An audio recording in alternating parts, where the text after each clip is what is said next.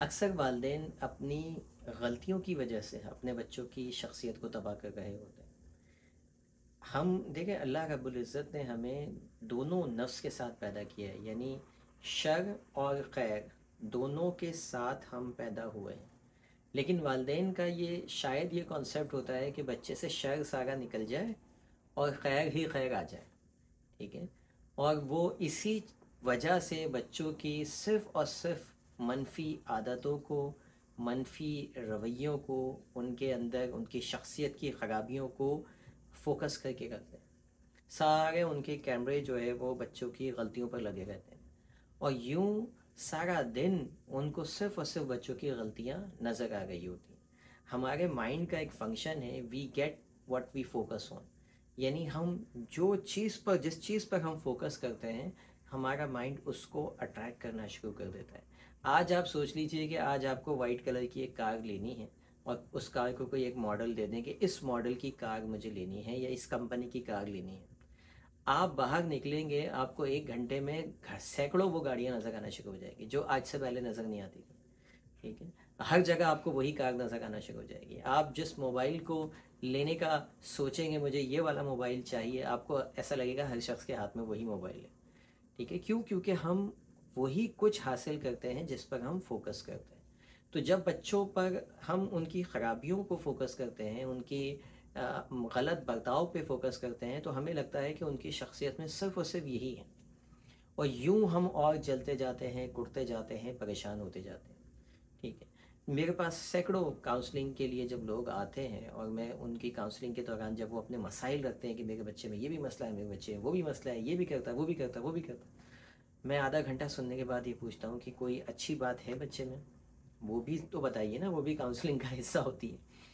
तो फिर जब वो फोकस करते हैं तो फिर अच्छी बात उनको याद आना शुरू हो जाती है। ठीक है। लेकिन उससे पहले क्या होता है कि हमने सिर्फ, अच्छा, यूं ही दिन गुजर जाता है, यूं ही हफ्ते और महीने गुजर जाते हैं, हम नेगेटिव नेगेटिव नेगेटिव अपने बच्चों को सोचते जाते हैं और बास तो आधी आधी ज़िंदगी गुजार देते हैं और उनको अपने बच्चों में सिर्फ बुराइयाँ नजर आती हैं। कितने ही वालिदैन ऐसे आपने अपनी ज़िंदगी में देखे होंगे कि बच्चे जवान हो गए, वालिद साहब या वालदा बच्चों से बात नहीं करते हैं, वालिदैन, और कहते हैं मेरे बच्चे में ये बुराई है, वो बुराई है, वो बुराई है। क्या आप उनके बच्चे में कोई अच्छाई नहीं है? अच्छाई सैकड़ों होंगी। मोहल्ले वालों से जाके पूछिए, उसके दोस्त अहबाब से पूछिए, सैकड़ों अच्छाइयाँ होंगी। वो किसी न किसी का अच्छा दोस्त होगा, किसी न किसी कोई ना कोई उसको पसंद करता होगा, लेकिन उनको तो नज़र नहीं आ गई वो बुराइयाँ, आप ही को क्यों नज़र आ गई? फोकस। तो अगर आप अपने बच्चों की अच्छी तरबियत करना चाहते हैं, उनकी खामियों से ज़्यादा उनकी खूबियों पर फोकस करना सीखें। देखिए आपके बच्चे में क्या क्या चीज़ अच्छी है, सारा दिन में उसने कौन सा अच्छा काम किया।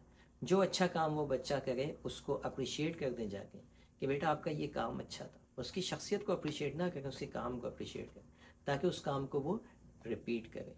और इस ट्रैप से, इस सर्कल से बाहर आएँ कि सुबह उठें और सुबह उठते ही आपने बुराइयाँ देखनी, सारा दिन उसी में लगे हुए हैं, बच्चों की कमज़ोरियाँ नज़र आ गई, पढ़ाई में फ़लाँ सब्जेक्ट में कमज़ोर हैं, अब आप उसको उसी पे लान तान किए जा रहे हैं। ठीक है। दूसरे और सब्जेक्ट में अच्छा है उसके बारे में कोई बात नहीं कर रहे, लेकिन एक ही सब्जेक्ट को लिए लिए बता रहे हैं कि तुम इसमें वीक हो, इसमें नंबर कम आए।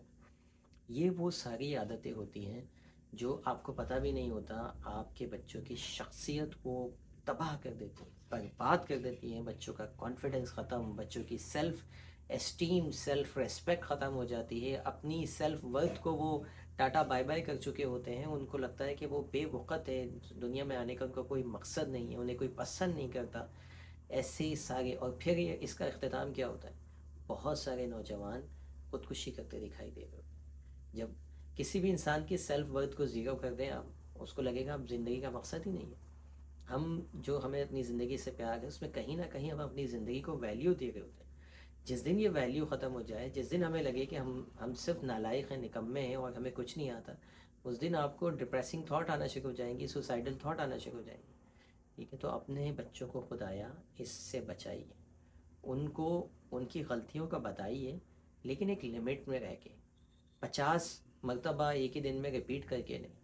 देखिए कि उन गलतियों को किस तरह से इनडायरेक्टली, उनको बिना बताए आप कैसे सॉल्व कर सकते हैं। एक अच्छा लीडर होता है ना अपनी कंपनी के अंदर, जब देखता है कि कोई कमज़ोरी है, कमी है, तो वो अपने सिस्टम को चेंज करता है। जा जाके एम्प्लॉय को नहीं बताता कि तुम ये चीज़ गलत कर रहे हो, तुम वो चीज़ गलत कर रहे हो, तुम वो चीज़ गलत कर रहे हो। जो ऐसे करते हैं उनकी नाकाम मैनेजमेंट होती है। वो ये देखता है कि सारे लोग इस गलती का शिकार हो गए, मुझे अपने सिस्टम को चेंज करना, मुझे अपने सिस्टम में क्या फ्लॉज हैं, क्या कमियाँ, उसको तब्दील करनी। तो आप देखिए कि बच्चे का के अंदर जो इश्यूज आ रहे हैं, कहीं ना कहीं वो आपकी वजह से आ रहे हैं। अपने सिस्टम को, अपने घर के माहौल को, अपने एक मिसाल के तौर पे एक छोटी सी मिसाल दूँ, वीडियो बड़ी हो गई है मुझे पता है। बच्चा सुबह नहीं उठता, बच्चा सुबह नहीं उठता, बच्चा सुबह नहीं उठता, ये मुझे बहुत बोलते हैं लोग, काउंसलिंग में आते हैं, बताते हैं बच्चे स्कूल के नहीं उठते, क्या करें। मैं कहता हूँ रात में कब सोते हैं? रात को तो सर बहुत देर से सोते हैं। क्यों सोते हैं? हमारे यहाँ माहौल ही ऐसा है। तो अब बच्चे का कसूर है या सिस्टम का कसूर है? आपको सिस्टम को चेंज करना होगा, उस सिस्टम के अंदर बच्चे को लेके आना होगा। बच्चे की आदत चेंज नहीं करनी कि वो सुबह उठना शुरू हो जाए। जब तक आपके पूरे घर का सिस्टम चेंज नहीं होगा, बच्चा चेंज नहीं होगा। उम्मीद है इससे आपको क्लियर होगा कि किस तरह से। अब देखिए, जहाँ जहाँ आपके बच्चे में प्रॉब्लम आ रही है, वहाँ सिस्टम का क्या फॉल्ट है, उसको इम्प्रूव कीजिए। एक गार्डनर जो होता है ना, पेरेंट्स की मिसाल एक गार्डनर की तरह है, ठीक है। वो बेहतरीन मिट्टी का इंतखाब करता है। वो उस मिट्टी, उस जगह पे जहाँ पे पौधा लगाना होता है, ये उसकी जिम्मेदारी होती है कि वो उसका इन्वायरमेंट अच्छा करे, उसमें खाद डाले, उसमें पानी डाले, उसको शेड प्रोवाइड करे, उसको सनलाइट प्रोवाइड करे। ये सारी जिम्मेदारी उसकी होती है कि एक बेहतरीन इकोसिस्टम बना के दे उस पौधे को, ताकि वो वहाँ नशोनुमा पा सके। ना कि ये कि जी वो बढ़ नहीं रहा तो मैं क्या करूँ, मैं इसको हटा ही देता हूँ, निकाल ही देता हूँ, ठीक है। पानी मैं ना दूँ, खाद मैं ना दूँ, उसको अच्छा इन्वायरमेंट मैं ना दूँ, और बाद में बोलूँ कि जी ये पौधा सही नहीं। उम्मीद है ये वीडियो आपको मज़ीद अपने बच्चों की बेहतर तरबियत करने में मदद देगी। आपका कोई सवाल हो तो आप कमेंट बॉक्स में लाजमी पूछिए। मिलते हैं इंशाल्लाह किसी और वीडियो में। Thank you for watching. अल्लाह हाफिज़।